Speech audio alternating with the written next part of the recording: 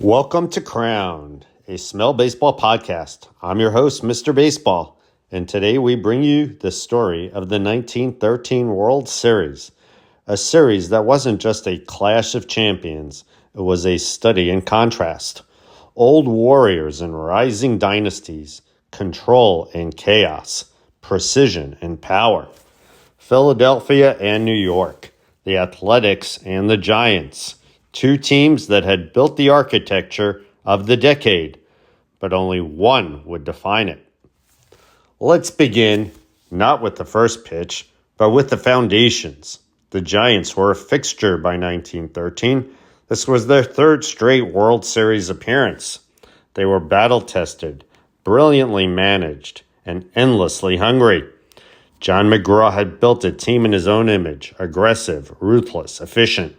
They didn't outslug you, they outlasted you. And their anchor was Christy Mathewson. By now, he was a living monument. Over a decade of dominance. With his calm gaze and surgical precision, he pitched with the serenity of a surgeon. He wasn't overpowering, but he never missed. Across the field stood Connie Mack's Athletics. Mack didn't yell. He didn't wear a uniform. He watched, quietly, methodically, dressed in a suit and tie.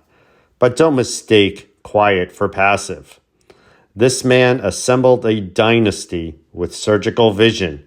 His $100,000 infield, Collins, Barry, McGinnis, and Frank Home Run Baker was unmatched. They weren't just fielders, they were disruptors. And leading that charge was Frank Home Run Baker, the man who had earned his nickname and then some. In this series, he hit .450, 9 hits and 20 at-bats, a home run, 7 RBIs. Every swing seemed to come in a moment that mattered. He wasn't just part of the $100,000 infield. He was its thunderclap. And right beside him, Eddie Collins. Collins hit .421, 8 hits and 19 at-bats. He scored 5 times and ripped 2 triples, constantly pressuring the Giants' defense. If Baker was the thunder, Collins was the storm. Relentless, efficient, and everywhere at once. And the pitching, as good as any rotation the game had seen. Charles Bender, tough as nails and twice as sharp. Eddie Plank, crafty, consistent, unshakable.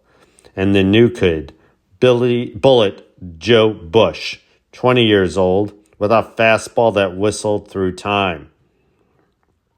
When the series opened in New York, it was Bender who drew first blood.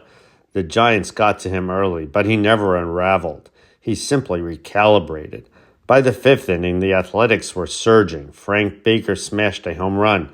Bender tightened the screws. Philadelphia took Game 1, but the war was just beginning. Game 2 was something else. If you ever needed proof that baseball is poetry, watch this game. Eddie Plank, Christy Mathewson, 2 complete game titans, 10 innings, a canvas of zeros through 9, until the 10th when the Giants struck 3 off Plank.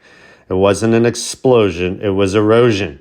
Patient, precise, Mathewson shut the door and walked off the mound like a man walking into history. The series shifted. The Giants had their moment, but it wouldn't last long. Game 3 brought Bullet Joe Bush to the hill. A kid barely old enough to vote. He didn't blink. Held the Giants to 5 hits. The Athletics played like veterans. Wally Shang, yes, the rookie catcher, put an exclamation point on the day with a home run. The A's weren't rattled by Mathewson. They weren't afraid of McGraw. They were the better team, and they knew it. Game 4 was Bender again, and if his Game 1 performance was workmanlike, this one was pure theater. The Giants scored 5, but Bender never left the game, never gave up the ball. He crossed the finish line himself. It wasn't just pitching. It was a statement.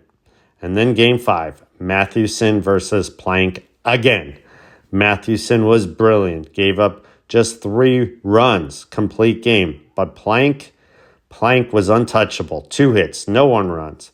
At 37 years old, he shut down the Giants one last time. The series ended that day, but the story didn't. For the Giants, it was a third straight World Series loss. Each time they had come close, but close as a hollow crown. Mathewson would never pitch in another World Series game. He finished this one with grace, but not glory. For the Athletics, it was coronation. 3 championships in 4 years. And this one was the most complete. They had depth, they had balance, they had fire, and they had Mac, the quiet architect of a golden age. The 1913 World Series was baseball at its most elemental. Pitching that carved silence into stadiums. Offense that came not in floods, but in flurries. It was the end of one empire and the rise of another. Thanks for joining us for this episode of Crowned, a Smell Baseball podcast. I'm Mr. Baseball, and I'll leave you with this. In October, legends don't talk, they throw, they swing, and then they leave us with stories we retell for a century.